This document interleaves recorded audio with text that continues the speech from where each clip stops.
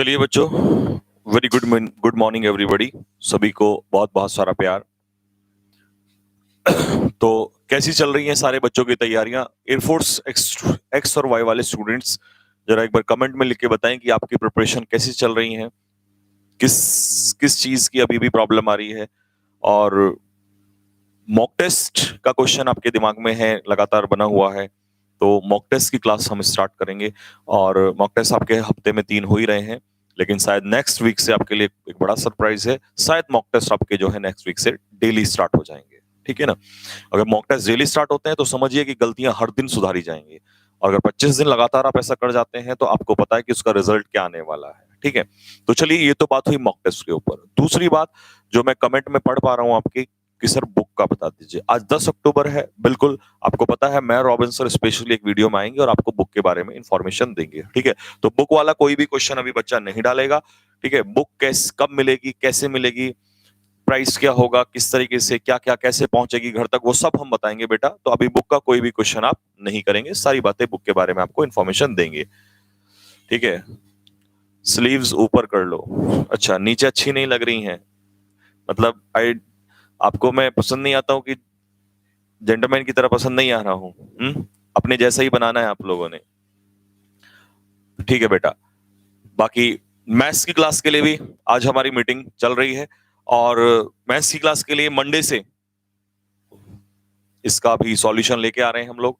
Robin sir और विपिन गौर sir के साथ हमारी मीटिंग है आज इस चीज को लेके। मैथ्स की क्लास का बहुत जल्द ही सॉल्यूशन निकाल दिया जाएगा, टेंशन ना लीजिए, हम कोई ऐसा वो नहीं छोड़ेंगे, ठीक? चलिए, और इसके अलावा अनाउंसमेंट क्या होगा? अनाउंसमेंट आज शाम को हो जाएगा।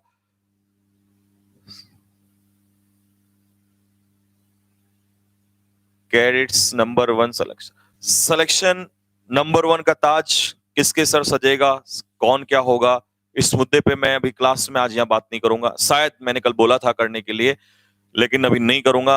और आपको पता है कि तूफान से पहले थोड़ा शांति जरूरी होता है, तो इस समय मैं अभी कोई मुद्दे पे, उस किसी मुद्दे पे बात नहीं करूंगा। कुछ और मुद्दे पे मुझे आज बात करनी है, ठीक है? मैं फिर वही कह रहा हूँ कि जो बहुत सारे स्टूडेंट, अगर कोई ऐसा स्टूडेंट है जिसको ऐसा लगे कि सर टाइम वेस्ट हो गया, तो वो अभी ड्रॉप कर सकता है क्लास को, क्योंकि मुझे कुछ चीजें और बात करनी है। तो सबसे पहले तो मैं थोड़ा आगे किसी भी बात का आंसर देने से पहले, सर लव का जिरंड क्या होगा? लव का जिरंड लविंग होगा बेटा, ठीक है? अब मेरी बात सुनिए। किसी भी टॉपिक पे आगे बढ़ने से पहले मैं आपको चाहूंगा कि जितने भी मेरे शेर यहाँ पर देख रहे हैं, कल मैंने हिमांशु बालियान से आपको मिलवाया था, ऐसे बहुत सारे बच्चे हैं जिनका एनडीए 2020 6 सितंबर में सिलेक्शन हुआ, और दिन रात हमने जब उनके साथ मेहनत की तो उन्होंने रिजल्ट दिया, और मेहनत से रिजल्ट निकल के आता है। मैं बार बार यही बात क्यों दोहराना चाह रहा हूं कि मेहनत से रिजल्ट निकल के आता है? क्योंकि बच्चों, रिजल्ट मेहनत से ही निकल के आता है। रिजल्ट कभी भी किसी और चीज से नहीं आया, और क्या क्या चीजें हैं और मैं उनका भी जिक्र करूंगा, लेकिन सिर्फ और सिर्फ आपको यह बताना चाहूंगा पहले कि रिजल्ट मेहनत से निकल के आता है मेरे साथियों, पहली बात। दूसरी बात, एनडीए 2026 सितंबर रिजल्ट आ चुका है, और सिलेक्शन की गिनती काफी लंबी हो गई है। नहीं तो मैं आज ही बोल देता सारी चीजें, लेकिन गिनती जो है वो बहुत लंबी हो चुकी है और अभी जारी है। लगातार स्टूडेंट को जिसको पता चल रहा है, जिसका भी, जो कुछ बच्चे ऐसे थे जो कल नहीं देख पाए, जो आज देख पाए हैं, उनके एडमिट कार्ड्स हमारे पास आ रहे हैं, ठीक है? तो इसको तो हम एक बड़े लेवल पे अब लेके आएंगे, ठीक है? अभी तक तो हम सोच नहीं रहे थे, लेकिन अब इसको हम बड़े लेवल पे लेके आएंगे।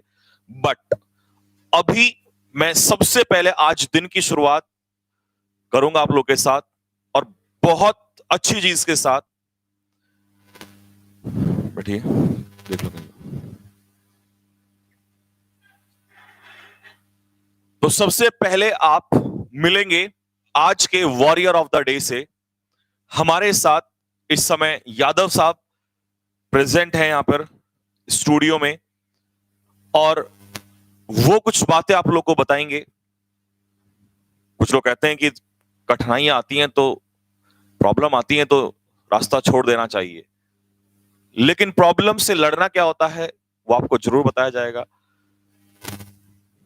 2026 of September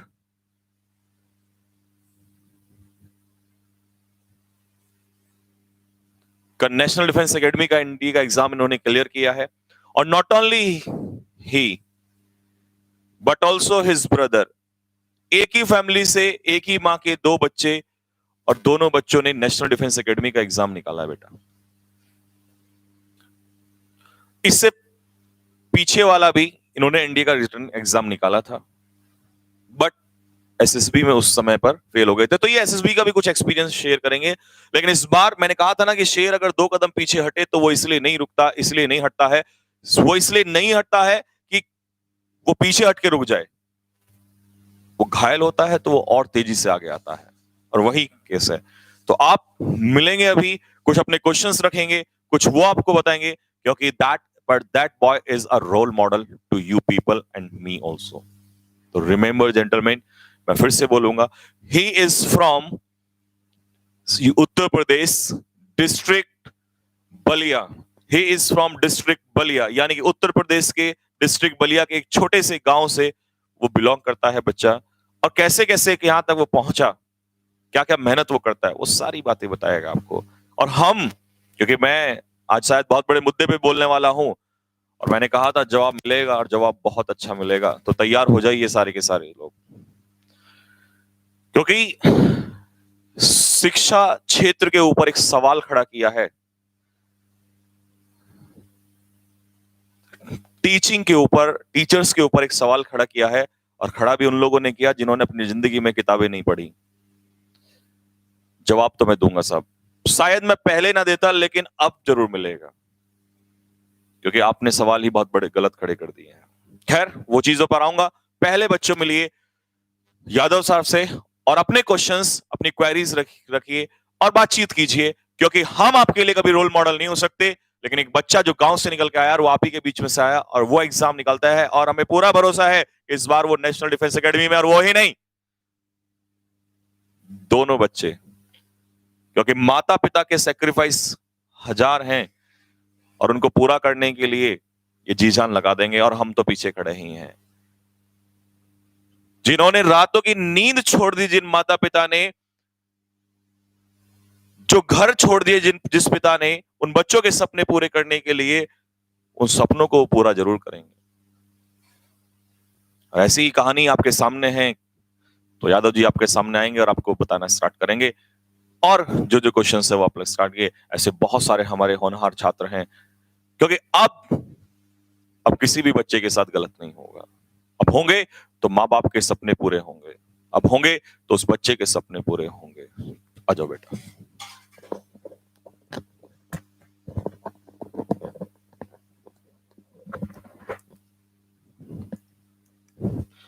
Good morning, everyone. I am Prakash Yadav from the. Yes, sir. Yes, sir. Good morning, everyone. I am Prakash Yadav from the Balia district of Uttar Pradesh, and I am here to share my experience regarding the NDA written exam as well as the SSB, which I have got conference out from my previous attempt from 1FSB Dehradun. So, friends, I will give my credit of qualifying NDA written exam to Sanjeev Thakur sir, because due to him I have not only performed well in my English sections as well as I have improved my speaking skills. Yes, sir. Yes, sir. Yes, sir. So friends, मैं ये कहना चाहूँगा कि अगर आपको English पढ़ना है या आपको एनडीए की तैयारी करनी है, तो संजीव सर से अच्छा कोई नहीं हो सकता, क्योंकि सर ने वो डायरेक्शन दिखाया है। बात ये होती है कि लड़के तो एफर्ट्स डालते हैं, लेकिन सही डायरेक्शन में एफर्ट्स डालना बहुत ज़रूरी है, और वो संजीव सर करते हैं यहाँ पे।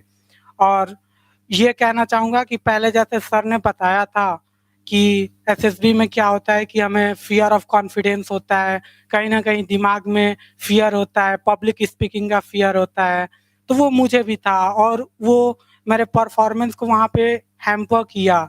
I was trembling when my IO was taking my interview, and I know what are the mistakes I have made in my previous attempt, and I will not make this time, because I have analyzed this time what mistake did I have made in my previous attempt.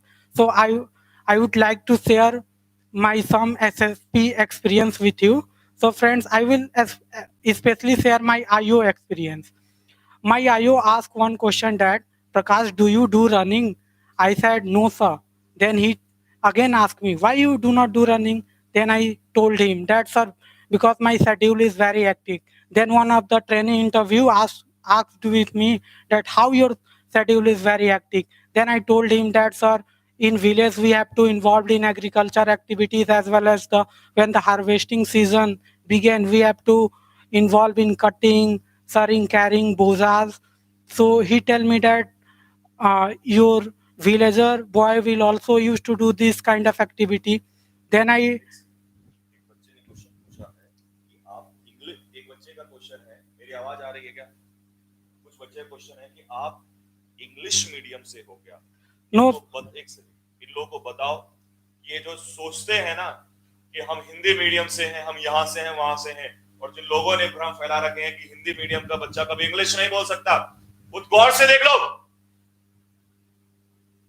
जो कहते थे ना कि English, Hindi medium का बच्चा कभी English नहीं बोल सकता, is not from English medium, is not from CBSE background, is not from IC background.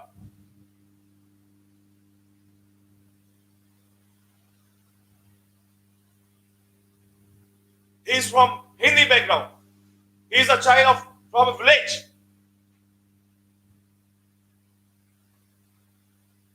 And this question is just from those people that who say that you have to take admission in CBSE board, and only CBSE guys take admission. Only CBSE guy can speak English. If you have the guts, if you have the stamina, if you have the willpower, you can take selection, you can speak. See the guy. He is from Hindi medium.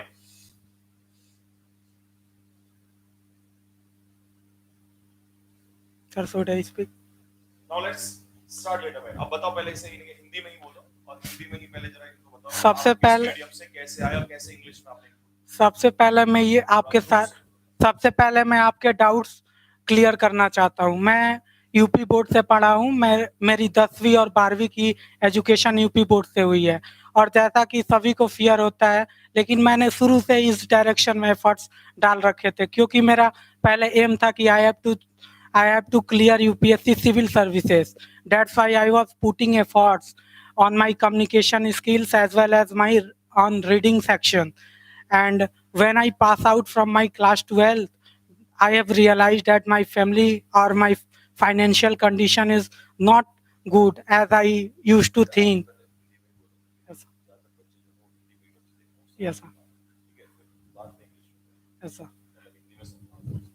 तो फिर मैंने उसी direction में effort लगाया, और मैंने BHU university का under graduation exam दिया।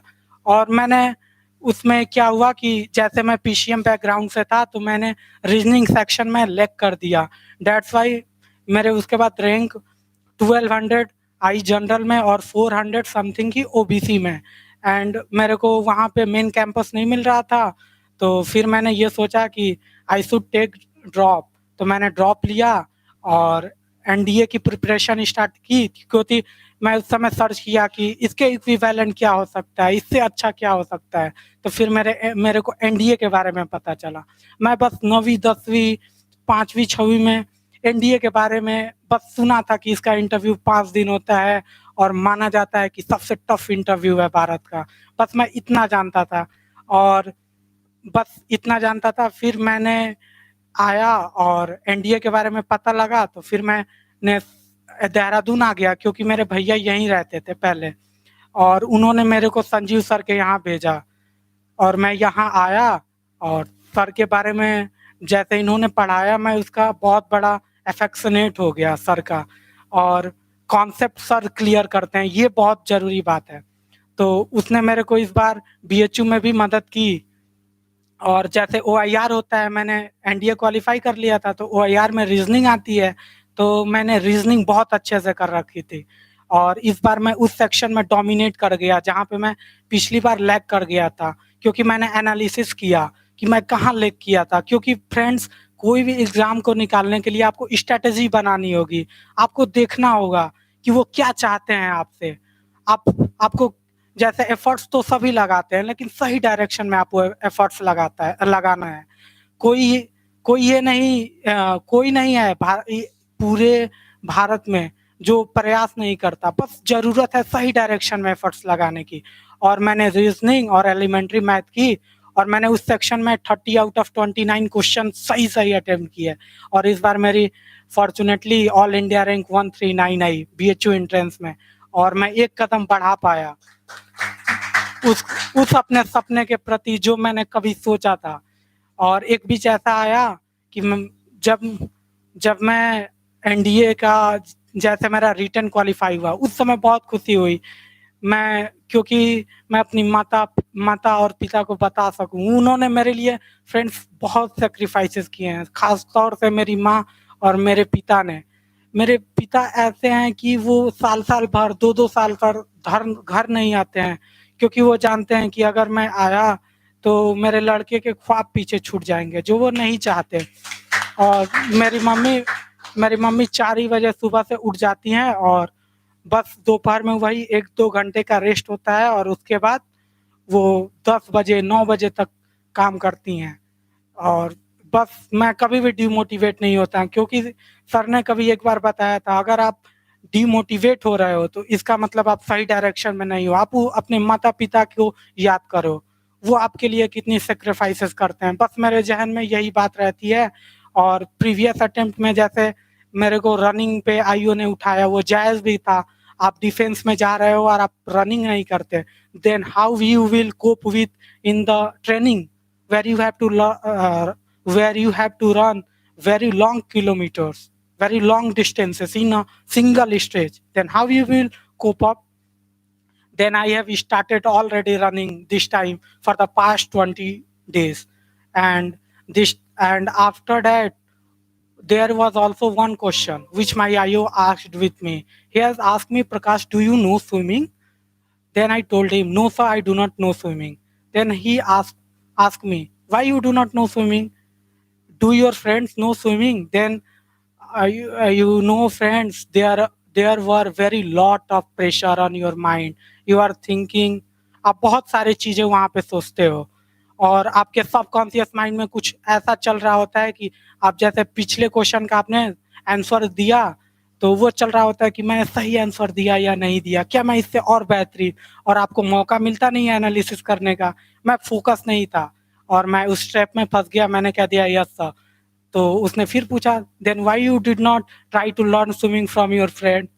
तो मैं फिर यहाँ पे फंस गया, और उसने अगला सेंटेंस ये बोला, it means you have a fear of water, you have hydrophobia. At that point of time, I have realized that I have made a mistake, and which is not a mistake, which was a blunder, because they are searching for the candidate who will have potential to complete the training. तो अगर मेरे को पानी से ही डर लगेगा तो मैं स्विमिंग तो मेरे को सिखा सकते हैं, लेकिन अगर पानी से डर लगेगा तो मैं कैसे स्विमिंग सीख पाऊंगा? तो मैं ट्रेनिंग के काबिल नहीं हूँ। वहां से ये निकल के आया। और एसएसबी में आपको नॉलेज आपका नहीं चेक हो रहा है, आपका कोई स्किल सेट नहीं चेक हो रहा है, आपकी पर्सनालिटी चेक हो रही है। और पर्सनालिटी 3 पिलर्स पे स्टैंड करती है, what you think, what you speak and what you do. तो और यही तीनों की चेकिंग होती है वहाँ पे। जैसे आपका मन आपका साइकोलॉजिस्ट चेक करता है, आपके विचार आपका आईओ चेक करता है, आपके वचन जिसको आप कह लो, और आपका जो कर्म है वो जीटीओ चेक करता है। तीनों टेक्निक अच्छी हैं और तीनों अपने जगह पर बेहतरीन है। तो मैंने वहाँ पे मिस्टेक कर दी, और मैंने जैसे रनिंग की नहीं थी उस बार, तो कॉन्फिडेंस भी इतना नहीं था जितना मैं बोल पाता हूँ। और मेरा आईओ बहुत इम्प्रेस था, क्योंकि मैं यूपी बोर्ड से हूँ, और उसको रियलाइज़ नहीं हो रहा था कि जैसे आप में से किसी एक ने पूछा कि you are from CBSE board, तो उसने भी कहा कि you are from UP board, and खास तौर से आप उस इलाके से हो जहाँ रिसोर्सेस अच्छे नहीं होते हैं, और आप यहाँ तक पहुँचे हो। क्या होता है, यूपी बोर्ड के लड़के अगर निकाल भी ले तो ड्यू टू स्पीकिंग स्किल वो स्क्रीन आउट हो जाते हैं। लेकिन मैं इस स्पीकिंग स्किल्स में, जैसे मैंने बताया कि मैंने 10वीं से ही काम किया था। मैं क्या होता था फ्रेंड्स कि I was a fan of Virender Sehwag, and when he made 319 against Africa, then I was just become a fan of him. And from that day क्या होता था कि AIR में जैसे कमेंट्री आती है रेडियो में तो मैं वहाँ से सुनता था, और ये उनका रूल था जैसे चैनल लोगों का, रेडियो चैनल्स का, कि एक ओवर कमेंट्री हिंदी में आएगी, एक ओवर इंग्लिश में आएगी।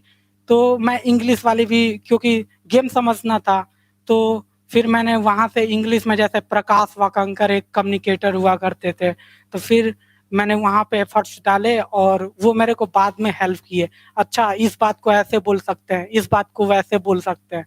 तो वो धीरे-धीरे रहा, और मैं 9वीं 10वीं से ही, या इवन 11वीं 12वीं में मैं अपने दोस्तों से इंग्लिश में ही बातें करने की कोशिश करता था।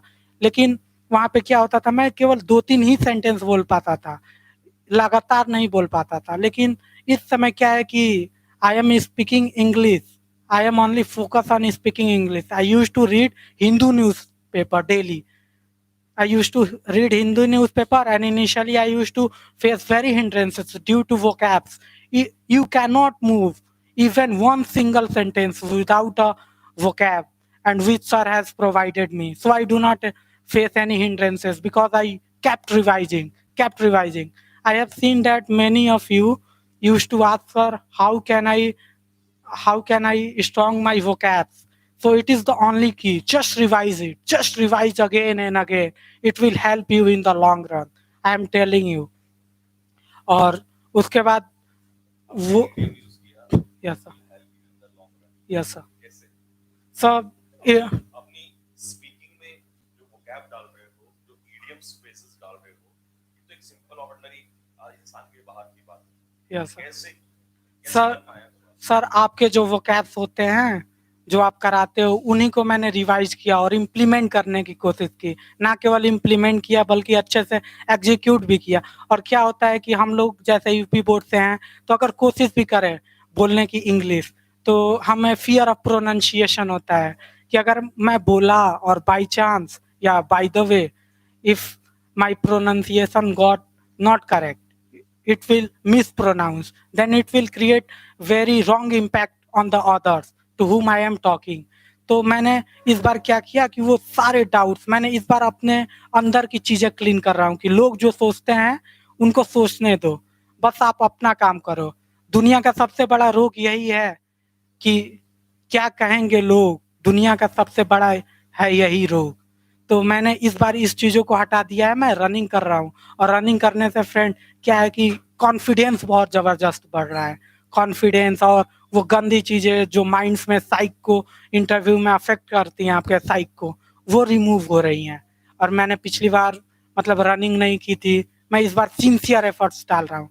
और I want to tell you, if you want to qualify, then you have to pursue Sanjeev sir, because there are many fake, many phony teachers, many fictitious teachers in the market, which which you which will try to deviate you from your aim, but you have to not deviate it, because you have reached a very correct spot from where you have to only make efforts.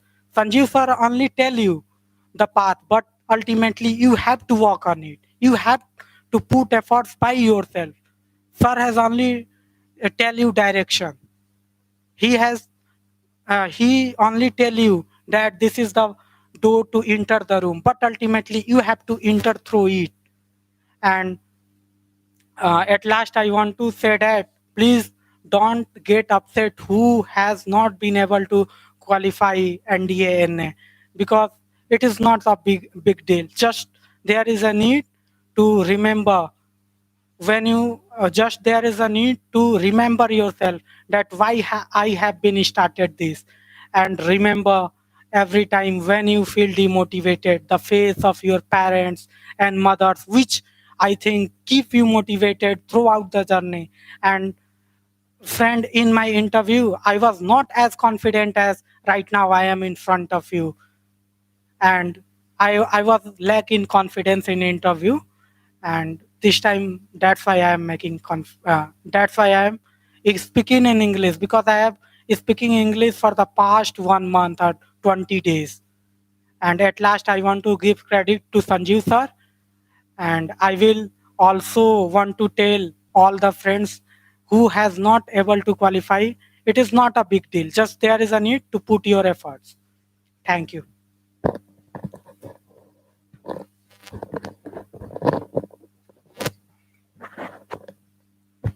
बस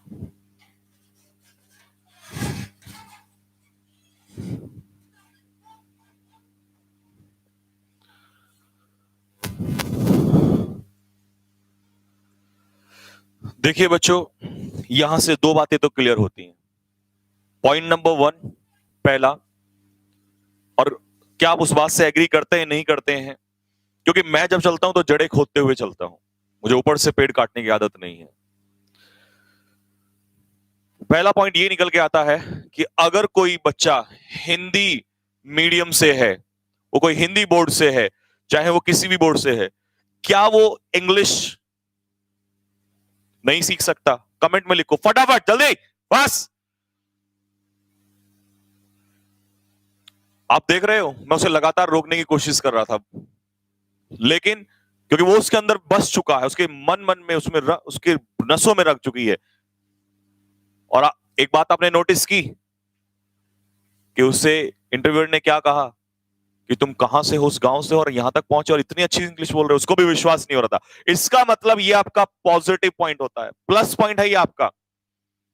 एक CBSE से उठकर आया हुआ बच्चा शायद वो point ना रखे, लेकिन आपके पास वो पॉइंट होगा, क्योंकि आपने वो चीज की है जिसके लिए लोग छोड़ के चले जाते हैं, उनको लगता है ये पॉसिबल नहीं है। और फौजी वही है जो इम्पॉसिबल को पॉसिबल करके दिखा दे। तो सबसे पहला तो आज के बाद अगर किसी ने ये क्वेश्चन उठाया कि हिंदी मीडियम वाले नहीं सीख सकते, तो ध्यान रखना सही नहीं होगा बिल्कुल भी, क्योंकि मैं सारी वो बीमारियां पहले ये दूर करूंगा इस फील्ड से, इस डिफेंस फील्ड से, जिन बीमारियों ने आज तक बच्चों को रुलाया है। तो सबसे पहली बात ये अपने दिमाग से निकाल दो और वो कॉन्फिडेंस हो जाओ, कॉन्फिडेंट हो जाओ इस चीज को लेके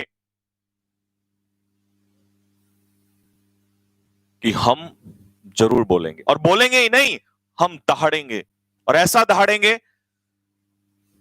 कि सामने वाले को नजर आएगा कि ये फौलादी कहां से आए हैं, ये शेर कहां से आए हैं। दूसरी बात, एक चीज और नोटिस की आपने, पॉइंट नंबर 2, कई बच्चे कहते हैं कि सर हम डीमोटिवेट हो जाते हैं।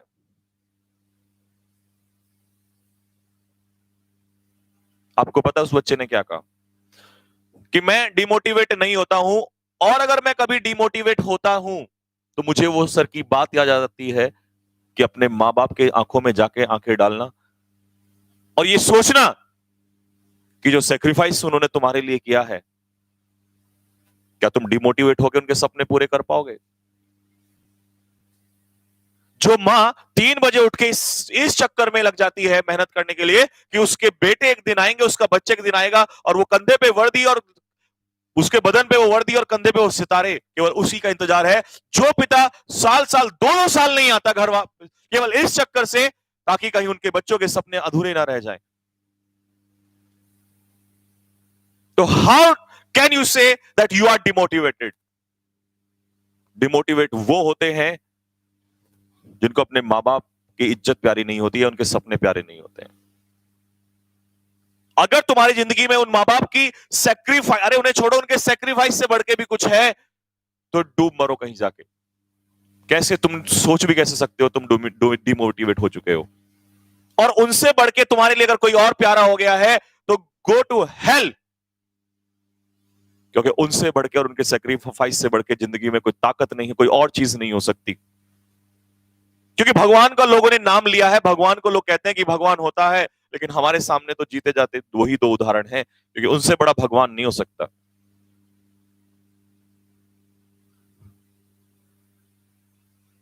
तो फिर तुम्हारी आवाज कैसे निकलती है कि हम डिमोटिवेट होते हैं, हमारा पढ़ने में मन नहीं लगता, या हम पढ़ नहीं सकते? अब कैसे कह सकते हो उस चीज को? तो अगर कभी आज के बाद ऐसा मन करे तो जाके, और हाँ एक चीज ध्यान से सुनना साथियों, मां बाप वो भगवान होते हैं, शायद भगवान के सामने तुम्हें प्रार्थना करनी पड़ेगी, लेकिन वो लोग वो भगवान होते हैं जिनके सामने बोलने की जरूरत नहीं है, उनको पता होता है। एक पिता 2-2 साल क्यों बाहर रहता है? क्योंकि उसको पता है भगवान के पास शायद मन्नतें मांगने से जाते हो तब मिलती हैं, लेकिन यहां तो वो भगवान है जो बिन मांगे वो मुराद पूरी करते हैं। उनको सब पता है। कभी मन में फ्रस्ट्रेशन आए, कभी डर लगे, कुछ भी गलत किया है जिंदगी में, तो जाके अपने माता पिता के सामने खोल देना। अगर कुछ बहुत बड़ी बड़ी गलती भी की होगी तो शायद वो माफ कर देंगे आपको, लेकिन धोखा मत दे देना, बड़े बड़े सपने मत दिखा देना, बड़े बड़े वादे मत कर देना। क्योंकि मैंने एक बात बोली थी आपसे कि कोई माँ बाप आपके पैसों का, आपकी सक्सेस का भूखा, वो सिर्फ इस चीज का भूखा है कि आपकी सक्सेस से सक्सेस चाहिए, आपके पैसे नहीं चाहिए उसको। वो कंधों पे चमकते हुए सितारे, वो बदन पे पड़ी हुई वर्दी, उसको सिर्फ उसकी भूख है। वो इसी सपने में, और ऐसा इस बच्चे के माता पिता नहीं, ऐसे हजारों माता पिता हैं जो दिन रात इसी सोच में मेहनत कर रहे हैं। तो अगर आज के बाद कोई तुम्हें डिमोटिवेट करे या तुम खुद डिमोटिवेट हो जाओ, तो ये बात अपने दिमाग में रख लेना कि सिर्फ 2 व्यक्ति हैं जिनके लिए आपको आगे जाना है। तीसरा पॉइंट,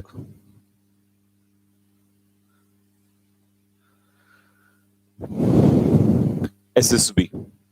हजारों लोग कहते हैं कि एसएसबी और इंटरव्यू, ये हो गया, वो हो गया, ये हो जाता है, वो हो जाता है। आपने एक बात नोटिस किया कि उस बच्चे ने कहा कि एसएसबी में लोग कहते हैं कि एसएसबी में सिलेक्शन क्यों नहीं होते हैं, प्रोसीजर क्या है? उसने कहा कि एसएसबी का प्रोसीजर सही है, गलती तो मेरी थी, लेकिन दिक्कत यह है कुछ लोगों को रियलाइज नहीं होती और जाके ठीकरा फोड़ देते हैं एसएसबी वालों के ऊपर। अरे बेवकूफ नहीं है जो हजारों लोगों को सैनिक बना के, फौजी बना के बैठे हुए हैं, वो ऑफिसर बनाते हैं। इतनी तुम्हारी उम्र नहीं होती जितने साल का उन्हें एक्सपीरियंस होता है। तो हाउ कैन यू से कि नहीं एसएसबी का प्रोसीजर गलत है, इंटरव्यू गलत है? बस दिक्कत यह है कि तुम्हारे अंदर का वो एटीट्यूड, तुम्हारे अंदर की वो गलतियां, वो तुम्हें रियलाइज नहीं होती हैं, और जब रियलाइज होती है तो समय निकल चुका होता है, क्योंकि तुम तो मेहनत ही पता नहीं कहां कर रहे होते हो। प्रोसीजर गलत नहीं है, उसको पता है वो रिकमेंड नहीं हुआ, उसको पता है उसकी कमी कहां थी, वो जानता है, लेकिन उसने एनालाइज किया तो वो अटेम्प्ट निकल गया था। बट इस गलती से ही सीखेगा, जब इस गलती से सीखेगा तभी तो अगले में सिलेक्शन लेगा। दूसरों के सर पे ठीकरे फोड़ने से काम नहीं चलता साथियों।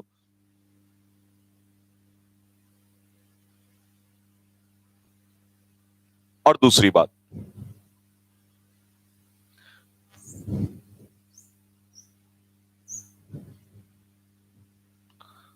स्पीकिंग में कई लोग कहते हैं कि सर ये नहीं होता, वो नहीं होता। उस बच्चे ने एक बात बोली थी कि बहुत सारे बच्चे, एयरफोर्स वालों सुन लो जरा कान खोल के, तुम्हारे लिए है कि सर वो कैब रिवाइज नहीं होती है, लर्न नहीं होती है। उसने क्या कहा है कहो तो अभी यहीं पर है, एक बार फिर सुनवा दूं अगर नहीं सुनी उसकी समझ में नहीं आई हो, क्योंकि उसकी अंग्रेजी इस लेवल की थी। और शायद उस आपसे किसने कहा था ये बात कि आपका स्पीकिंग का स्टैंडर्ड इतना हाई है कि दूसरों को समझ में नहीं आएगा।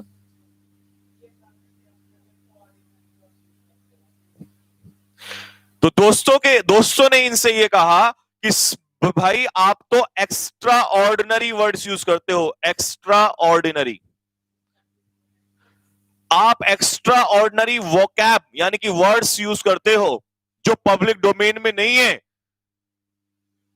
जो पहली बात तो जिसको इंग्लिश नहीं आती उसको तो आएगा ही नहीं, लेकिन जिसको थोड़ी बहुत आती भी है, जो ये 90 घंटे जो ये रटाते हैं ये लोग, उनके भी समझ से बाहर है। क्योंकि आप जो यूज करते हो ना, जो वोकैबुलरी यूज कर रहे हो, जो वर्ड्स यूज कर रहे हो, ये that is out of domain, ये तो रेंज से बाहर है, that is of high standard. और मुझे लग रहा था कि आपका क्वेश्चन डाउट आएगा कि ये तो सीबीएसई से बोर्ड है, लेकिन वो शुक्र है वो सामने है, वो आपके, और ये उस जगह से है जहां पर स्कूलिंग का स्टैंडर्ड इतना अच्छा नहीं है साथियों। अभी भी ये उस गांव से निकल के आया है, ये उस हिंदी मीडियम बोर्ड से आया है। दैट मैं तभी तो बोल रहा था वो रोल मॉडल है तुम्हारे लिए। लेकिन बस फर्क किस बात का है कि आपको उस लेवल की मेहनत करनी है, आपके अंदर वो जुनून होना चाहिए, वो जज्बा होना चाहिए। और ये अकेला नहीं है, ये दोनों भाई ऐसे हैं। दूसरा तो इससे भी 4 कदम आगे है, उसकी कहानी सुन लोगे, उसकी बातें सुन लोगे तो आपके रोंगटे खड़े हो जाएंगे। और जिसको मिलना हो, जिसका एग्जाम निकला हो, मिल लेना इन लोगों से। 25 अक्टूबर से एसएसबी का बैच स्टार्ट हो रहा है, और सुना है कि बाजार में लोग बहुत बोल रहे हैं जरा कि एसएसबी ये होता है, एसएसबी वो होता है, एसएसबी ये होता है। हम बताएंगे एसएसबी क्या होता है। हाँ एग्जैक्टली, आई नो, क्योंकि जो उस कहानी को नहीं जानता उसको बोलने के अलावा कुछ और नहीं आता है। खैर मैं उस मुद्दे पर अभी जाऊंगा नहीं, पहले मैं जरा आप लोगों से ही बात कर लूं, वहां तो मैं जरा अच्छे से देखूंगा जरा। तो वो कैब क्यों याद नहीं होती? उस बच्चे ने एक ही बात रिपीट की आई यूज्ड टू रिवाइज, मैं रिवाइज करता था, बार बार रिवाइज करता था। और मैं तुमसे यही तो बोलता हूं कि वोकैब का कोई शॉर्टकट नहीं है। कई लोग कहते हैं सर शॉर्टकट से याद करा दो, ट्रिक से याद करा दो। याद करा भी दिए 10 20 50 वर्ड, कैसे स्पीकिंग में यूज कर पाओगे तुम उससे? कल को उस स्टैंडर्ड से बोल पाओगे the way he was speaking? तो ऐसा कुछ भी मत कर लेना कि कल आके आगे इंटरव्यू में दिक्कत हो तुम्हें, चाहे तुम XY ग्रुप के ही क्यों ना हो। क्योंकि XY ग्रुप, ध्यान रख लेना, जीडी को हल्के में मत ले लेना। हजारों बच्चों को बाहर होते हुए मैं देखता हूं। तो अपनी कोई भी वो गंदी आदत मत पालो, चाहे वो कहीं से भी ऑफलाइन से हो या ऑनलाइन से हो। वो गंदी आदतें अपने अंदर मत लाओ जो तुम्हें आगे भविष्य में दिक्कत करें। रिवीजन करोगे तो याद होंगी, और याद, अगर ये रिवीजन करोगे याद होंगे तो आप स्पीकिंग भी कर सकते हो। और वो स्टैंडर्ड स्पीकिंग जो इस बच्चे ने कहा कि डोमेन से, लोगों के डोमेन से बाहर हो जाएगी। और इंटरव्यूअर का यही क्वेश्चन था, दैट आई एम इम्प्रेस्ड। अगर किसी इंटरव्यू के मन में ये बात आई है ना, उसका मतलब वो कहीं ना कहीं वो पॉजिटिव पॉइंट है उस बच्चे के लिए।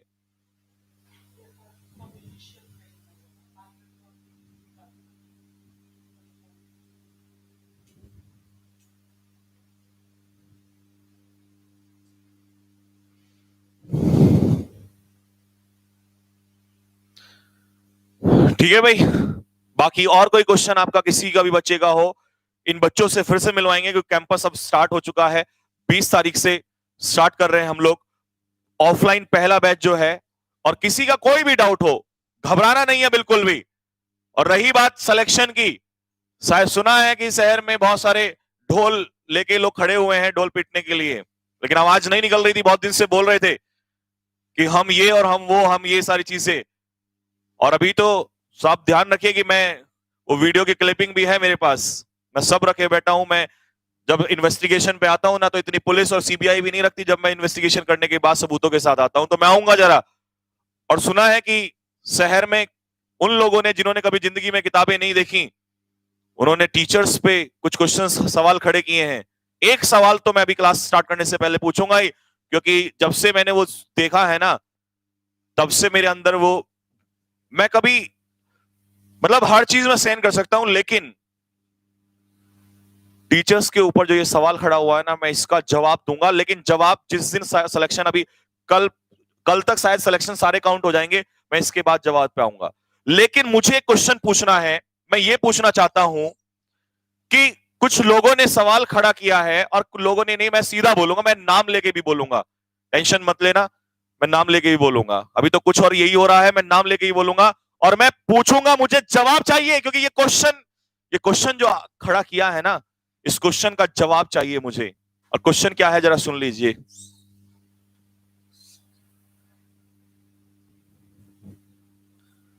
कि ऑनलाइन क्लास या ऑनलाइन टीचर,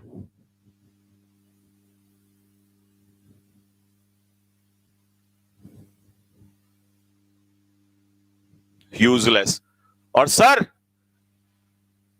अगर आप अपने आप को फौजी कहते हो ना, अब कहते हो मैं फौज से हूं, तो आपको कसम है उस वीडियो को हटाना मत वहां से, क्योंकि मेरे पास तो है, उसकी रिकॉर्डिंग मेरे पास आ चुकी है। बट मैं आपसे भी चाहूंगा कि उस वीडियो को वहां से हटाना मत। आपको क्या लगता है कि आप कुछ भी बोल दोगे? अभी तो एक एक चीज, और यही नहीं, सिर्फ इतना ही नहीं। कौन?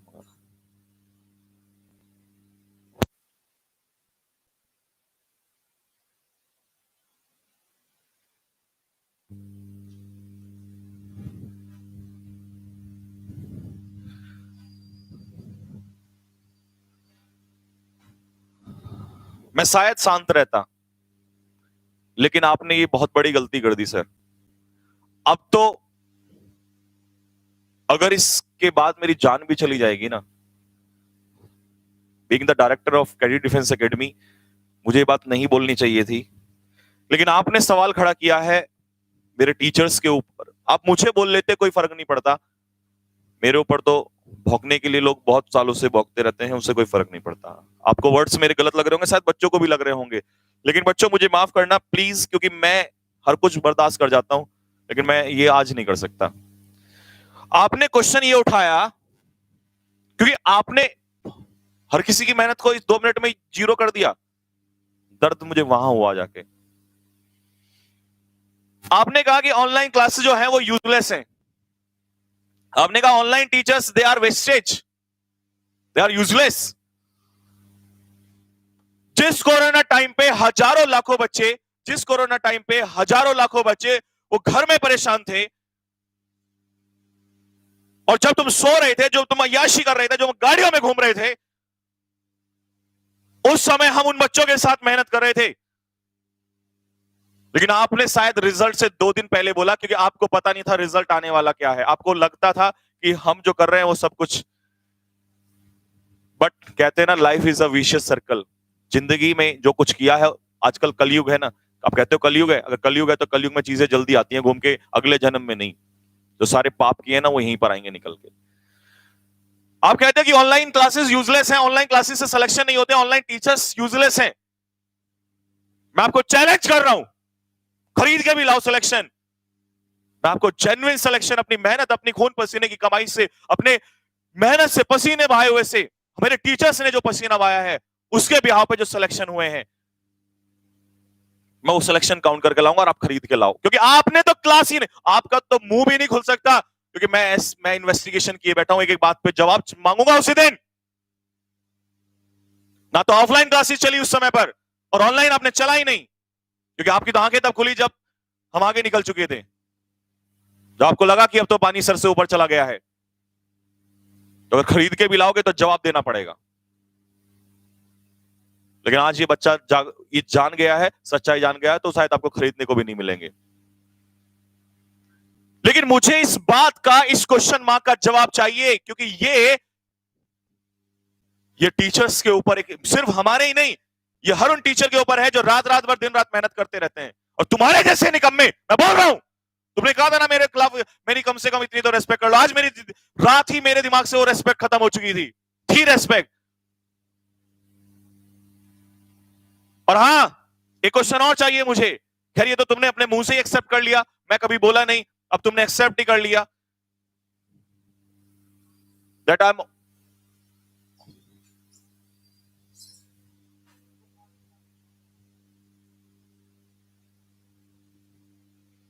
a businessman. You said now I am a businessman. Then I will tell you that who is a businessman. And what is the business, the meaning of the word businessman. तुमने एजुकेशन को business बना के रख दिया, and वो तो सभी को पता था, बट तुमने उस वीडियो में एक्सेप्ट भी कर लिया, बट तुम्हें ये नहीं पता था कि इसका कॉन्सिक्वेंस क्या होगा।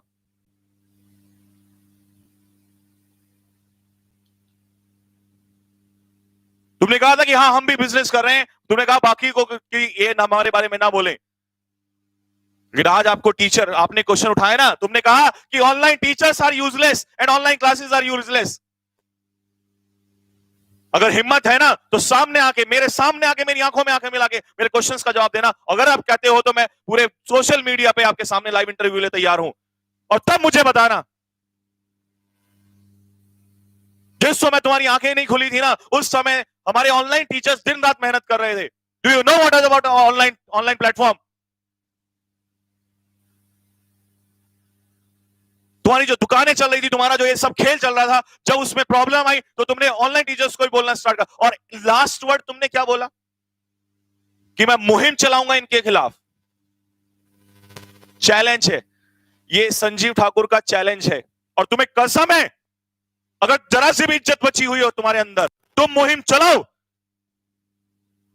मैं चाहता हूं तुम मुहिम चलाओ, और तुमने चलाई हो ना चलाई हो, मैं कल रात तक भी मैं यही सोचता रहा कि बस बच्चे पहचान जाएंगे, सच्चाई अपने सामने आएगी, धीरे धीरे समय लगेगा। लेकिन याद रख लेना, अगर दूसरा सुशांत सिंह राजपूत तैयार हुआ तो कोई फर्क नहीं पड़ेगा, कुछ भी हो जाए यार अब, क्योंकि मैंने सब सारे ऑर्डर्स आज दे दिए हैं। मुहिम अब मैं चला के दिखाऊंगा तुम्हें कि मुहिम होती क्या है। तुमने चलाई हो ना चलाई हो या चलाना, लेकिन मैं तो चाहता हूं कि अगर तुम थोड़ा सा भी फौज का सम्मान करते हो ना, खैर तुम्हें तो मैं कहता हूं फौज में लिया किसने?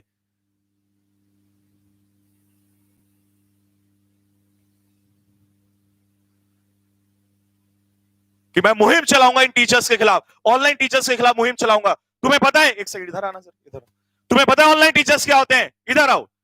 और मुझे पता है तुम वीडियो देख रहे हो। देखो इस चेहरे को, बताऊंगा अभी। तो ऑनलाइन टीचर्स, तुम्हें ऑनलाइन टीचर्स में बताता हूं ऑनलाइन टीचर्स की कहानी क्या है। He is Vishal Kumar Upadhyay. He left Indian navy for some reasons, and today the whole of India knows him.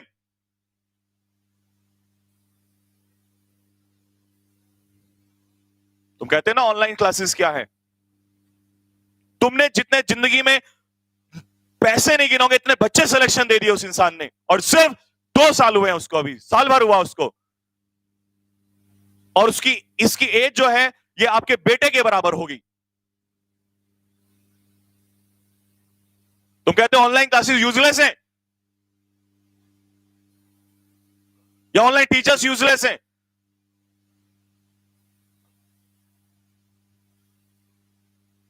मैं कभी इस बात पे नहीं कहता, आप कहते कि बच्चों ऑफलाइन क्लासेस में चीजें ज्यादा बेहतर होती हैं। हाँ मैं कहता हूं बेहतर होती हैं, बच्चा सामने होता है, पिटाई होती है, उसको पीटा जाता है, नई दिक्कतें कर रहा है, उसको डाउट्स क्लियर किए जाते हैं। मैं मानता हूं 1000 जगह बेहतर है, लेकिन how can you say that the teachers are useless.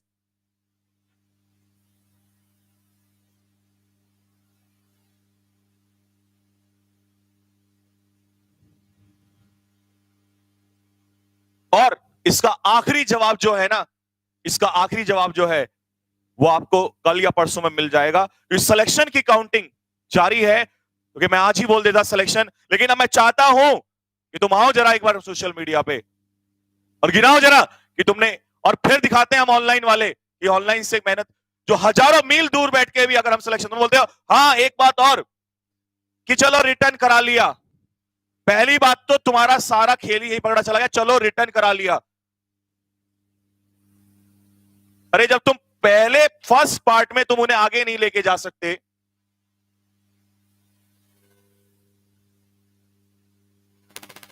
कि मतलब चलो रिटर्न करा लिया, इस बात का क्या मतलब है। और मैं कह रहा हूं, मैंने पहले भी कहा था आप लोगों से,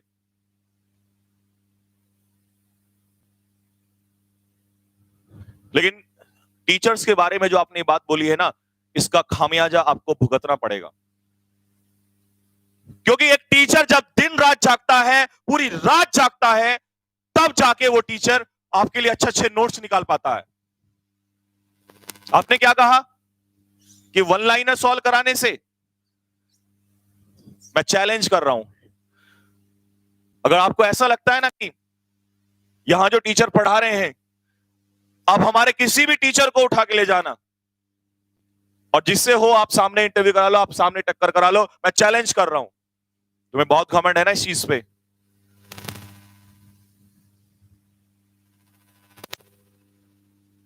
आपको तो ऐसा लगता है ना चीजें बहुत आसान है, क्योंकि आपने कभी टीचिंग की नहीं, तो आपको टीचर्स की रिस्पेक्ट क्या होगी, इसीलिए तो स्टूडेंट्स की रिस्पेक्ट नहीं रही। मैं तो कल ही एक्सपोज कर देता, जो वो फादर मेरे सामने आके, मैं इसी बात को रात बोल रहा था, जो पिता, जब वो उस बच्चे का पिता मेरे सामने आके रोया, मैं तभी एक्सपोज चाहता, लेकिन मेरे को नहीं था कि कोई बात नहीं छोड़ो, लेकिन तो आपने रात बहुत गलत किया।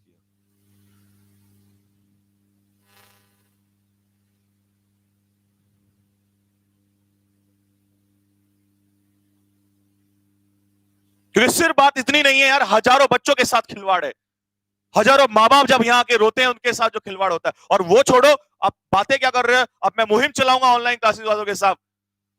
एक वर्ड मैं बोलना नहीं चाहता,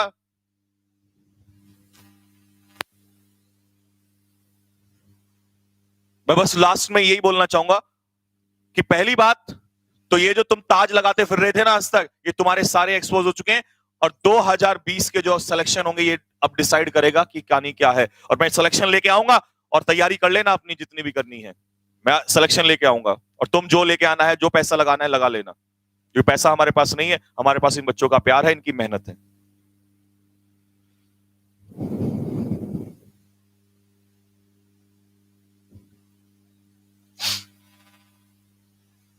लेकिन मैं जवाब जरूर मांगूंगा, और मैं 2 बातें बोल रहा हूं यहां पे कि अगर हिम्मत है तो मैं आ रहा हूं फिर परसों तक सिलेक्शन लेके, जोर लगा लो जितना भी लगाना है, जो हथियार आजमाने आजमा लो। और दूसरी बात, या तो आज के बाद कभी टीचर्स के बारे में मत बोलना। अगर अभी भी तुम्हें शर्म नहीं है तो मैं कह रहा हूं कि मुहिम चलाओ, तुम चलाओ ऑनलाइन टीचर्स के खिलाफ मुहिम। हालांकि हम ऑफलाइन ही थे, हम 10 साल से ऑफलाइन में ही थे, लेकिन जब उन बच्चों को जरूरत पड़ी, उन बच्चों को मुसीबत पड़ी, तो हम खड़े हुए उनके साथ। तुम्हें तो यही नहीं पता था कि हम ऑनलाइन थे या ऑफलाइन थे।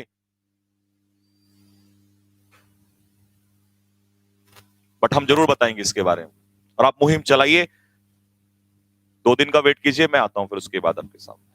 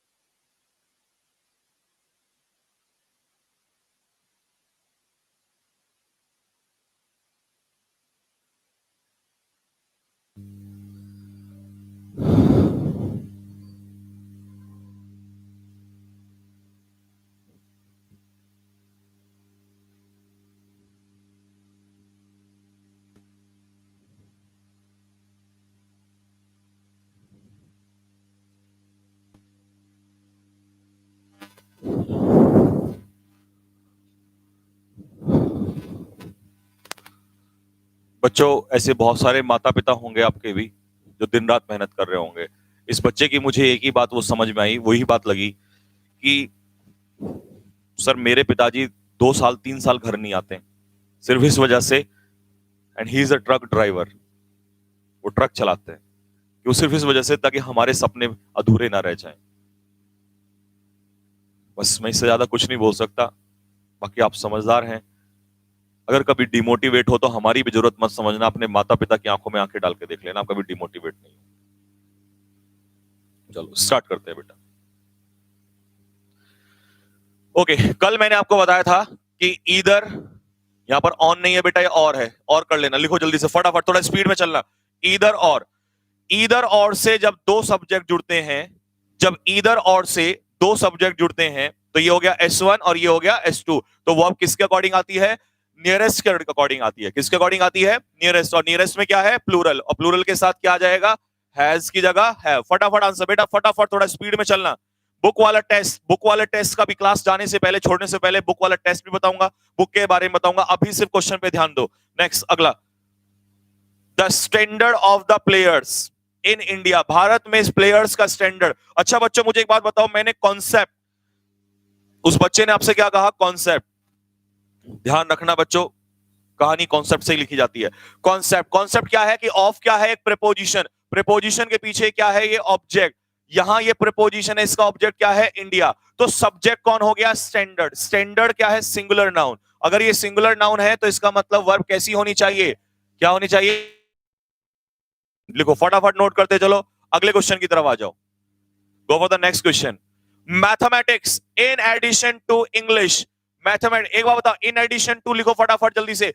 वैसे तो लोग कहते हैं कि इन एडिशन टू से अगर 2 सब्जेक्ट जोड़े जाएं तो वो अब इसके अकॉर्डिंग आती है, लेकिन क्यों आती है? हम कॉन्सेप्ट पे चलते हैं कि इन एडिशन टू क्या होता है? Prepositional phrase. प्रेपोजिशन, ये प्रेपोजिशन है इसमें दोनों, क्योंकि टू के बाद V1 आता तो इन्फिनेटिव होता, लेकिन ये तो सब्जेक्ट का नाम है, इसका मतलब ये नाउन है। तो टू के बाद अगर कभी नाउन आए तो टू क्या है? प्रीपोजिशन। तो प्रीपोजिशन के पीछे जो कुछ भी लिखा है वो सब्जेक्ट है या ऑब्जेक्ट? तो सब्जेक्ट कौन है? मैथमेटिक्स किसी सब्जेक्ट का क्या है? नाम। और नाम क्या होता है? अगर ये सिंगुलर है तो आंसर क्या होना चाहिए? प्ले की जगह क्या होगा? क्योंकि अगर सब्जेक्ट सिंगुलर होता है तो वर्ब कैसी होगी? सिंगुलर होगी। और सिंगुलर के साथ क्या लगता है? एस या ईएस। नेक्स्ट, अगले क्वेश्चन पे। The clergy. बेटा क्लर्जी का क्वेश्चन तो मैंने कराया था आप लोगों को, क्लर्जी का क्वेश्चन तो मैंने कराया था, बताओ जल्दी से, फटाफट।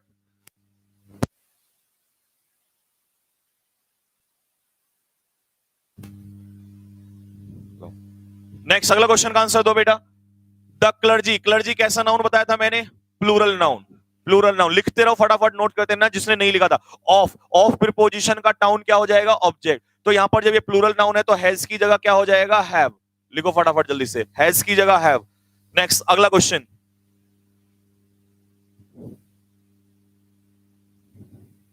The jury appointed to hear this case. एक second, jury, what is jury? Jury होती है बेटा ग्रुप ऑफ जजेस। अब मैं आपको बता दूं, ज्यूरी का क्वेश्चन तुम्हारे एग्जाम में बहुत ज्यादा आता है। ज्यूरी दोनों तरीके से यूज होता है, लिखो जल्दी से बेटा, सिंगुलर भी और प्लूरल भी। लिखो फटाफट, सिंगुलर नाउन, सिंगुलर नाउन और दूसरा प्लूरल नाउन, सिंगुलर नाउन और दूसरा प्लूरल नाउन, सिंगुलर नाउन और दूसरा प्लूरल नाउन। सिंगुलर कब यूज होता है? इन केस ऑफ यूनाइटेड, जब जब ज्यूरी के सारे मेंबर्स, ज्यूरी किसका ग्रुप होता है? ग्रुप ऑफ, लिखो बेटा जल्दी से, ग्रुप ऑफ जजेस, ग्रुप ऑफ जजेस, ग्रुप ऑफ जजेस। तो जब सारे जज यूनाइटेड होते हैं, एक साथ सहमत होते हैं, तब वो सिंगुलर होता है। लेकिन अगर वो डिवाइडेड हो जाएं, उनके विचार, उनके ओपिनियन डिवाइड हो जाएं, तो वो कैसा हो जाते हैं? प्लूरल।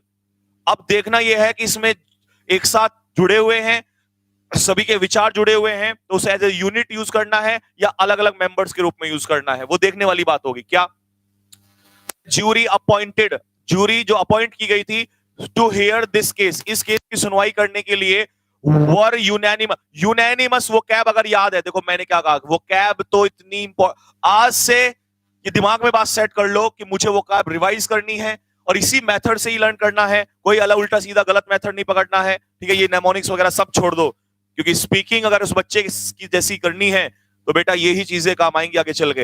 यूनैनिमस का मतलब होता है सर्वसम्मति, लिखो एग्रीमेंट, एग्रीमेंट, AGREEMENT, एग्रीमेंट मतलब सर्वसम्मति या सहमति के साथ चलना। This is called unanimous. क्या कहलाता है ये? यूनैनिमस। तो इसका मतलब ये जूरी क्या थी? एग्री थी, सहमति हो गई, सर्वसम्मति हो गई। तो यूनैनिमस अगर सम्मति है तो आंसर क्या होना चाहिए? वर की जगह, क्योंकि इस समय जूरी कैसे यूज होगी? यूनिट के रूप में, सिंगुलर की तरह यूज होगी। नेक्स्ट अगला, अगला question 71। The information received from the city, जो उस शहर से इंफॉर्मेशन रिसीव हुई थी, और बॉम्बे, बॉम्बे के से, सुनो भाई, बॉम्बे के उस शहर से जो इंफॉर्मेशन रिसीव हुई थी, वो इंफॉर्मेशन कम्युनिकेट की गई है सभी उन लोगों को जो इससे जुड़े हुए हैं, ठीक है? अब मेरी बात सुनो, इस फ्रॉम प्रीपोजिशन का ये क्या हो गया? ऑब्जेक्ट। इस ऑफ प्रीपोजिशन का ये क्या हो गया? तो सब्जेक्ट का काम कौन कर रहा है? और इंफॉर्मेशन अनकाउंटेबल नाउन होता है, कभी एस नहीं लगता, और ये सिंगुलर होता है, तो हैव की जगह आंसर क्या होगा? हैज होगा। नेक्स्ट अगले क्वेश्चन पे आओ।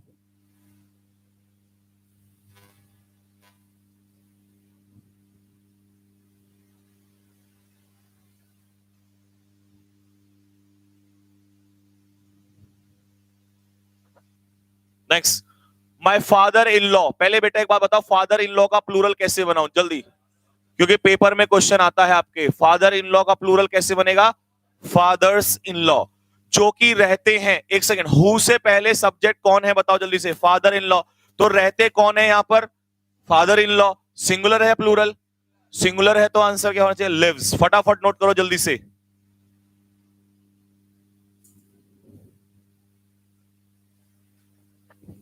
Next, unless you works hard you can not succeed, जब तक तुम मेहनत नहीं करोगे तुम सफल नहीं हो सकते। आंसर बोलो फटाफट।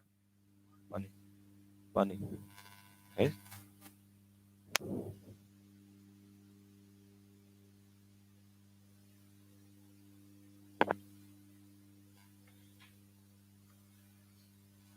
हाँ भाई, यू के साथ लिख लो, आई हो या वी हो या यू हो या दे हो, लिख लो फटाफट।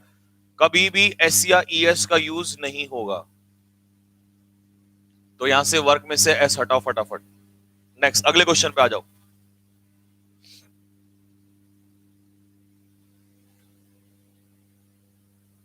नेक्स्ट क्वेश्चन, अगला क्वेश्चन जल्दी बताओ फटाफट। एवरी, अच्छा एवरी का कॉन्सेप्ट कल पढ़ाया था कि अगर दो या दो से ज्यादा नाउन एवरी से जुड़े हों या ईज से जुड़े हों, उनमें से किसी एक से पहले या सभी से पहले ईच या एवरी आया हो, तो वो सारा सब्जेक्ट कैसा माना जाता है? अगर ये सिंगुलर माना जाता है तो वर्ब कैसी हो जाएगी? सिंगुलर। कैसी हो जाएगी? सिंगुलर हो जाएगी। नेक्स्ट, अगला क्वेश्चन, ये बताओ, अगर मेरे पिताजी अप्रूव करते हैं तो मैं मुंबई जाऊंगा। बताओ, फादर कैसा नाउन है? सिंगुलर। अगर ये सिंगुलर है तो वर्ब भी कैसी होगी? सिंगुलर। तो अप्रूव की जगह क्या हो जाएगा? अप्रूव्स। नेक्स्ट, कल की बात याद है? कल का कॉन्सेप्ट याद है? कल का कॉन्सेप्ट क्या था कि जब कोई प्लूरल नाउन किस में चेंज कर दिया जाए? यूनिट में चेंज कर दिया जाए, तो वो प्लूरल नाउन किसकी तरह बिहेव करने लगता है? सिंगुलर की तरह। तो इसका मतलब यहां आर की जगह क्या हो जाएगा? इज। अब यहां पर लॉन्ग वे लिख दे, लॉन्ग डिस्टेंस लिख दे, तो भी आंसर यही होगा। Next,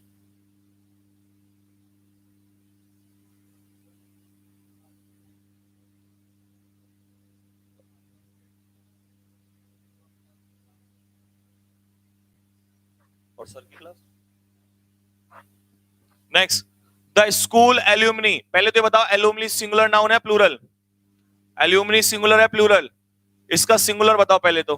ALUMNU। एल्यूमनस कैसा नाउन है? सिंगुलर। ये कैसा नाउन है?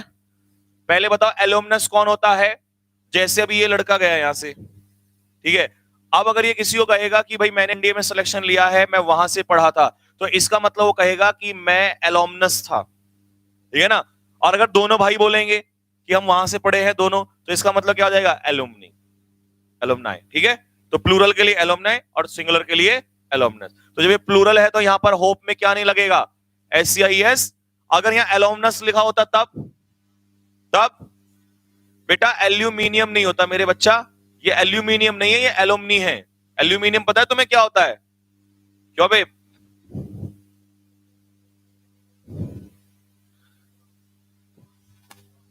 हाँ भाई बोलो।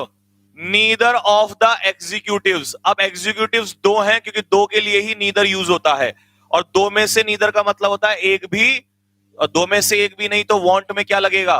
क्योंकि नीदर के साथ वर्ब कैसी आती है? सिंगुलर। नीदर हो, इधर हो। नेक्स्ट भाई, ये तो कल भी बताया था मैंने। मुझे ये बताओ, जब देयर से सेंटेंस की शुरुआत होती है तो ये देयर देयर डमी देयर होता है। डमी का मतलब इसका कोई अर्थ नहीं होता। जब देयर से सेंटेंस की शुरुआत होती है तो ये जो वर्ब आती है देयर के बाद, ये किस पे निर्भर करती है? क्या ये देयर पे निर्भर करती है? नहीं, ये उस पे निर्भर करती है जो सब्जेक्ट वर्ब के बाद में। लिखो ये बेटा, जो नया बच्चा हो वो कॉन्सेप्ट को लिखो फटाफट जल्दी से। और अगर कोई तुम्हें पूछे ना कॉन्सेप्ट, तो बोल देना कि इसका यहां कोई अर्थ नहीं होता, ये इंट्रोडक्टरी सब्जेक्ट होता है। चाहो तो लिख दूं, हालांकि पेपर में पूछेगा नहीं, लेकिन फिर भी, क्योंकि वैसे भी लोग ऑनलाइन टीचर्स के बारे में इतना बोलने लगे हैं। इंट्रोडक्टरी सब्जेक्ट, या इससे क्या कह देंगे? Dummy subject. इंट्रोडक्टरी सब्जेक्ट या डमी सब्जेक्ट, ठीक है भाई। इंट्रोडक्टरी सब्जेक्ट या डमी सब्जेक्ट, क्लियर है? तो यहां पर देयर के बाद हैज आएगा या हैव आएगा? क्यों? There has been so many doctors. अब डॉक्टर्स क्या है? प्लूरल। तो प्लूरल के अकॉर्डिंग हैज की जगह क्या हो जाएगा? हैव। क्वेश्चन बहुत बढ़िया है भाई ये, और ये CDS SSC लेवल तक का क्वेश्चन है। क्वेश्चन बहुत बढ़िया है, ठीक है भाई। चलो नेक्स्ट, अगले क्वेश्चन पे आते हैं।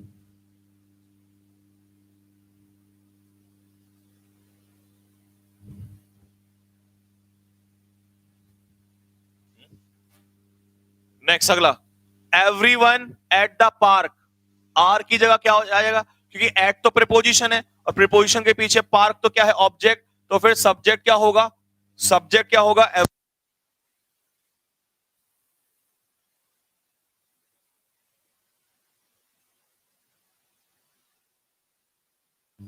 हाँ भाई, एवरीवन सिंगुलर होता है प्लूरल होता है? जल्दी बोलो, एवरीवन सिंगुलर होता है प्लूरल? सिंगुलर। मैंने बताया था everyone, someone, somebody, anybody, nobody, ये सब क्या होते हैं? Singular indefinite pronoun. क्या होते हैं? Indefinite pronoun. तो ये सारे सिंगुलर इनडेफिनिट प्रोनाउन है, तो इनके साथ वर्ब भी क्या यूज होगी? आर की जगह इज यूज होगी। नेक्स्ट, अगला क्वेश्चन। थोड़ा स्पीड में चलना बेटा। और इसके बाद मैं एक पीडीएफ और डलवाऊंगा, वो तुम्हें सॉल्व करनी है, विद सॉल्यूशन दे दूंगा इसको।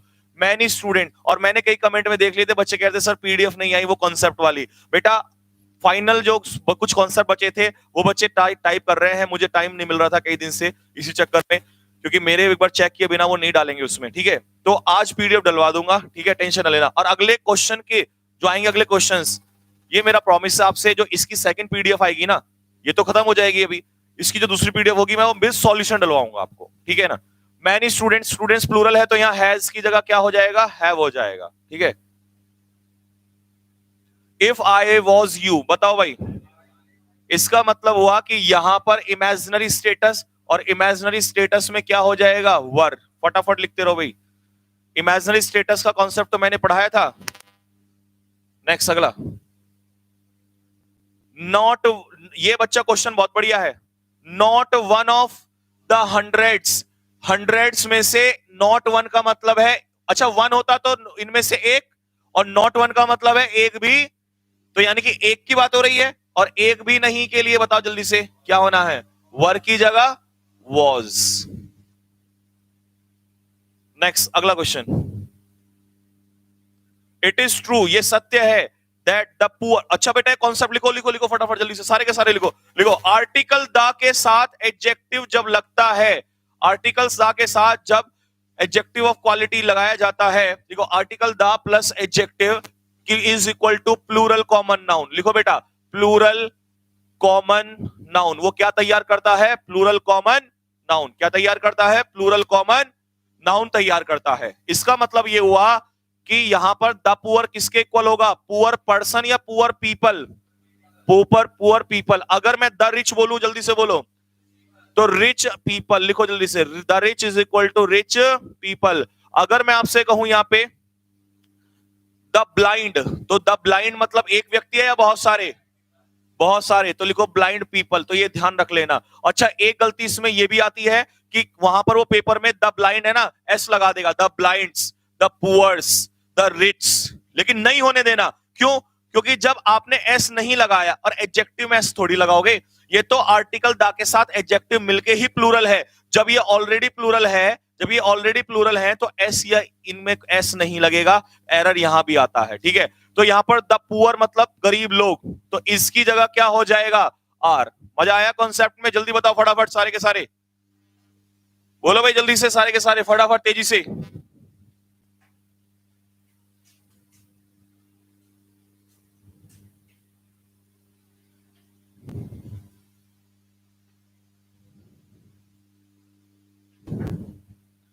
The tables in the corner of this room, इस रूम के कॉर्नर में, इनका प्रीपोजिशन क्या है, कॉर्नर। ऑफ का ऑब्जेक्ट क्या है, इसका ऑब्जेक्ट है कॉर्नर, और इसका ऑब्जेक्ट है रूम, तो सब्जेक्ट कौन है, तो टेबल्स के अकॉर्डिंग वर्ब क्या आएगी।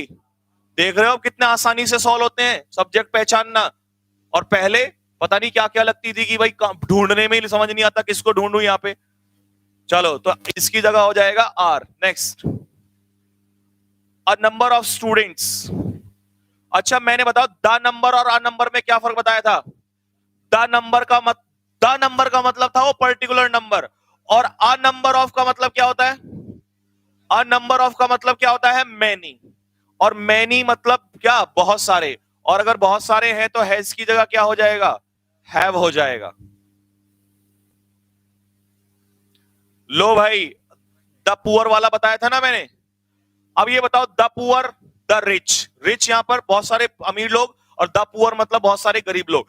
तो द पुअर का मतलब है पुअर पीपल, तो इसका मतलब ये कैसा नाउन हो गया, प्लूरल नाउन। अगर ये प्लूरल नाउन है तो क्या एस या एस लगेगा, तो आंसर ए हो जाएगा। नोट करते चलो फटाफट जल्दी से, बस 2 मिनट और हैं, 2 मिनट के बाद मैं क्लास यहीं रोक रहा हूं, फिर उसके बाद विपिन गौर सर की मैथ्स की क्लास होगी, और उनकी क्लास जो होगी वो हाइड होगी, ठीक है।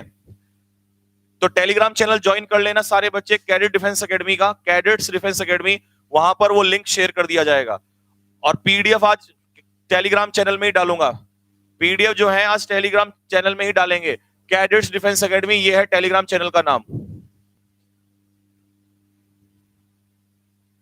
Next, the three musketeers. बेटा द थ्री मस्केटीर्स जो हैं, ये किसी चीज का क्या है, नाम है। ठीक है भाई, अगर ये नाम है तो ये किसके द्वारा लिखी गई है, अलेक्जेंडर ड्यूमास के द्वारा लिखी गई है। तो इसका अब वही नाम है तो इसका मतलब क्या हो जाएगा, सिंगुलर। तो आंसर क्या हो जाएगा, वॉज।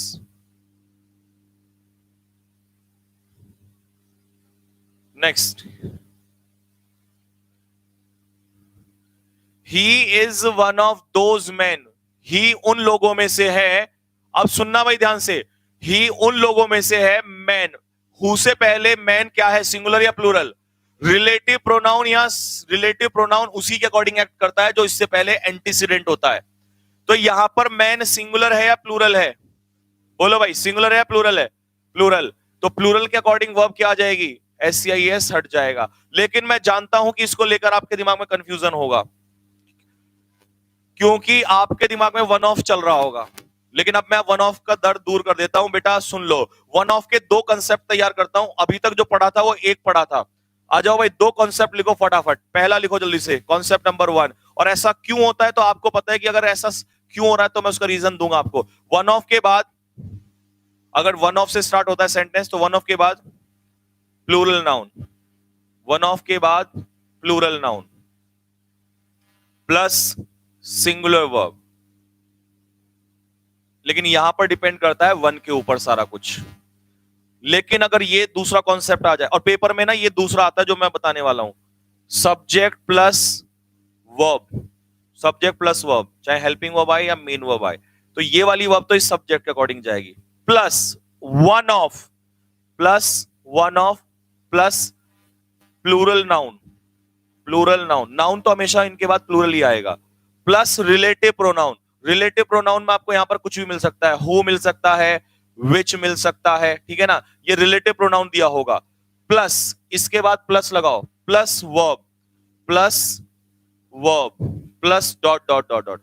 अब सारा खेल इस वर्ब पे आता है, इस वर्ब पे। तो ये वर्ब किस पे निर्भर करेगी, अब ध्यान से सुनना।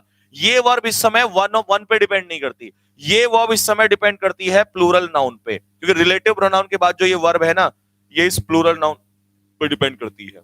एग्जाम्पल भी दो देता हूं इसका, ऊपर वाला तो आपने लिख लिया होगा। एग्जाम्पल लो, जैसे रमेश इज वन, बस ये लास्ट कॉन्सेप्ट है भाई आज का। Ramesh is one of the students, Ramesh उन स्टूडेंट्स में से एक है। अब हु, कौन से स्टूडेंट्स में, who has oblique have taken selection this year, इस साल। अगर ये पहले तो समझ में आ ही जाएगा अभी, सुनो भाई, रमेश इज, तो ये इज तो रमेश के according, one of the students, Ramesh एक है, किन में से है, बहुत सारे स्टूडेंट्स में से है, उन स्टूडेंट्स में से है। अब आगे जो जिक्र चल रहा है ना, आगे आपको देखना है कि ये जो जिक्र चल रहा है ये रमेश का चल रहा है या ये स्टूडेंट्स का चल रहा है। तो सुनो, रमेश एक है उन विद्यार्थियों में से, बोला भाई कौन से विद्यार्थियों में से, तो आगे इस रिलेटिव प्रोनाउन जो लगता है वो उसी वर्ड के लिए तो लगता है, एंटीसीडेंट के लिए। तो आगे जिक्र किसका चल रहा है, स्टूडेंट्स का।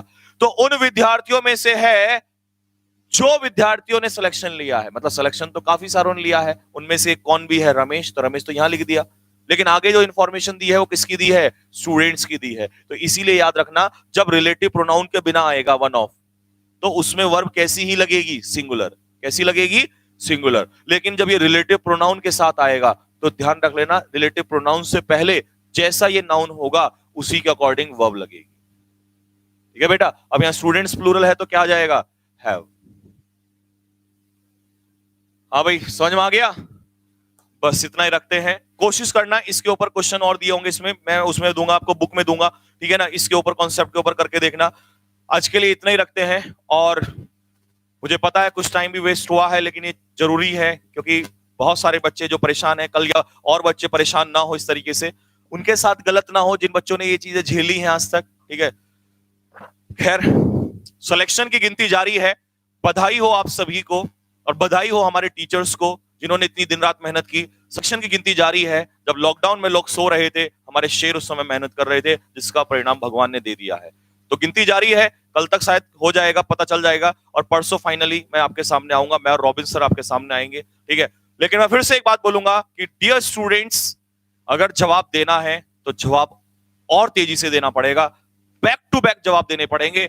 मैं चाहता हूं कि अगर 100, क्योंकि हम समझ गए होंगे आप मेरे, हम 3 डिजिट में हमारा एनडीए का सिलेक्शन, सभी स्टूडेंट्स को बहुत बहुत बधाई हो, और दिखाएंगे कि पहले ऑनलाइन में सिलेक्शन कैसे होता है। तो ऑनलाइन में जब इतना देंगे तो ऑफलाइन का तो आप पकड़ भी नहीं पाओगे कभी, और बताते हैं कि ऑनलाइन शिक्षा क्या होती है, ठीक है ना। 3 डिजिट में हमारा एनडीए का सिलेक्शन पहुंच चुका है, बधाई हो सभी बच्चों को। लेकिन मैं ये चाहता हूं कि ये 3 डिजिट 4 डिजिट में चेंज हो, ये 3 डिजिट जो है ये 4 डिजिट में बदल दिए जाएं। I just want this thing. और इसको बदलेगा कौन, जरा मुझे बताना एक बार कमेंट बॉक्स में लिख के फटाफट। ये जो 3 डिजिट में सिलेक्शन पहले अटेम्प्ट में बच्चों ने दिया है हमें, मैं चाहता हूं ये 4 डिजिट में सिलेक्शन जाए। कौन इस सिलेक्शन को देगा? 4 डिजिट का सिलेक्शन।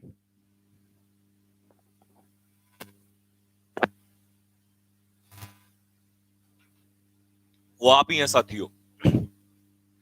मैं बस आपसे ये 25 दिन मांग रहा हूं।